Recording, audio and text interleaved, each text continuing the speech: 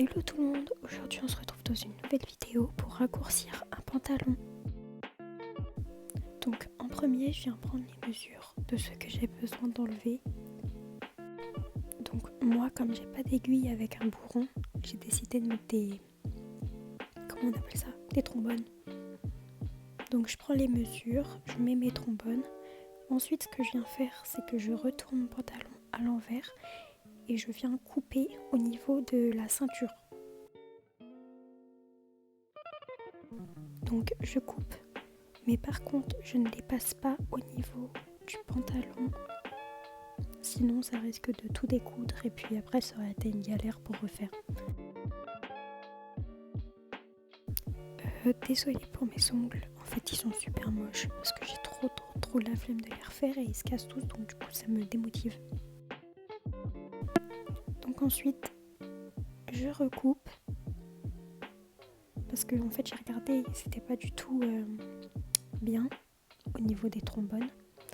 Donc là je regarde par rapport à l'intérieur comment ça pourrait faire. Et donc ce que je viens faire c'est encore redécouper. Et vous allez voir par la suite que je vais encore découper au niveau de là où on met la ceinture.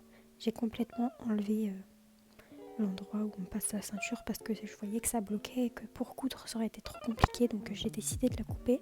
Sauf qu'en le coupant, ça a fait un trou. Donc du coup j'ai dû le recoudre.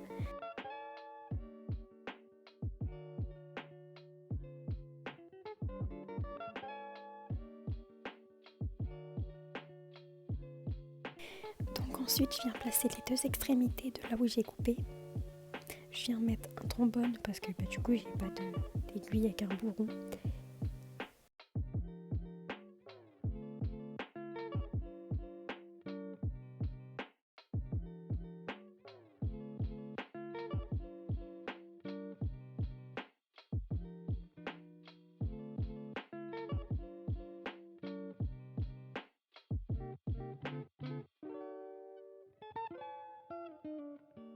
Une fois que mon trombone est placé, je viens prendre du fil, une aiguille et je viens tout d'abord coudre.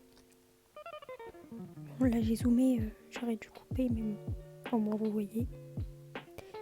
Donc je viens coudre donc, en passant pas par-dessus, mais ça c'est ce qu'on va faire après. Donc en premier on coud. Là j'enlève mon trombone parce que ça me gênait et je me suis dit sinon ça va rester bloqué. Donc je sais pas du tout comment on appelle cette technique de couture. Je suis pas très forte en couture mais bon, j'essaye de me débrouiller un peu. Et donc du coup on coud afin que ça ne se détache pas une fois qu'on porte. Donc je fais mon nœud, je coupe et là ce que je fais c'est que je refais 2-3 nœuds par dessus pour pas que vraiment ça se découd une fois que je le porte. Donc là je viens coudre, donc je place mon aiguille à l'intérieur et je repasse à l'endroit où j'ai passé en premier. Donc en gros je fais que un côté parce que comme ça tient mieux et puis les fils ils s'effilagent pas pardon.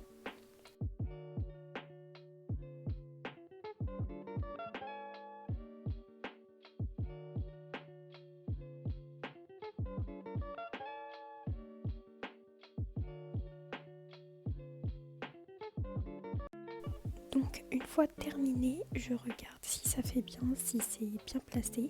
Et là je viens reboucher le petit trou du coup que ça a fait quand j'ai coupé l'endroit pour la ceinture.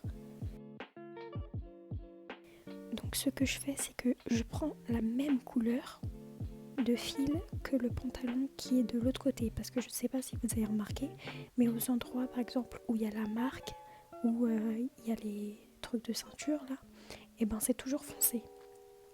Donc du coup ce que je viens faire c'est que je viens prendre la même couleur et là je place mon aiguille, je la passe et ensuite je viens faire un nœud pour que ça tienne mieux parce qu'à ces endroits là c'est facile à se découdre une fois porté. Les petits fils ils partent de partout et tout, c'est une galère.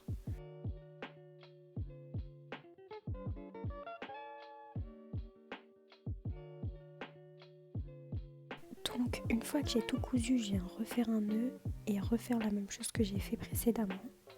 Bon, désolée pour ma voix en fait, il est hyper tard, il est genre 3h du matin donc du coup je fais ça. Genre ça m'a pris d'un coup, j'ai regardé une vidéo sur YouTube parce que j'arrivais pas à dormir et du coup je me suis dit bah tiens, moi aussi j'ai un pantalon trop grand donc on va essayer. Sauf que moi j'ai pas de machine à coudre, enfin j'en avais une mais qui marche plus donc du coup bah je me suis dit on va essayer à la main et puis si ça marche tant mieux, ça marche pas bah tant pis, au moins j'aurais essayé. Donc là j'ai regardé dans mon miroir si ça m'allait, c'était parfait et au niveau des coutures c'est hyper bien fait je trouve, je sais pas ce que vous en pensez. Donc ensuite je me suis dit comme j'avais un collier à enlever un des deux, en fait il y en a deux, du coup je me suis dit pourquoi pas vous montrer ça en vidéo. Donc là ce que je fais déjà c'est que je sépare les deux colliers et là avec une pince, je sais pas du tout comment on appelle ça, une pince ronde je pense, je sais pas, mais en tout cas moi j'utilisais ça quand j'étais petite et que je faisais de la pâte fimo. Donc là je peux décoller du coup, enfin enlever la première partie, resserrer et ensuite je resserre. Désolée en fait je pense que j'ai eu un problème de caméra.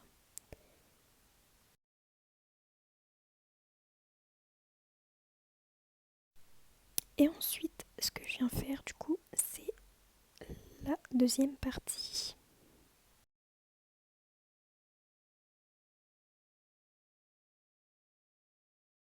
Donc c'est pareil, hein, c'est très très simple. Je pense que tout le monde peut y arriver. Vous avez juste après à resserrer et c'est fini.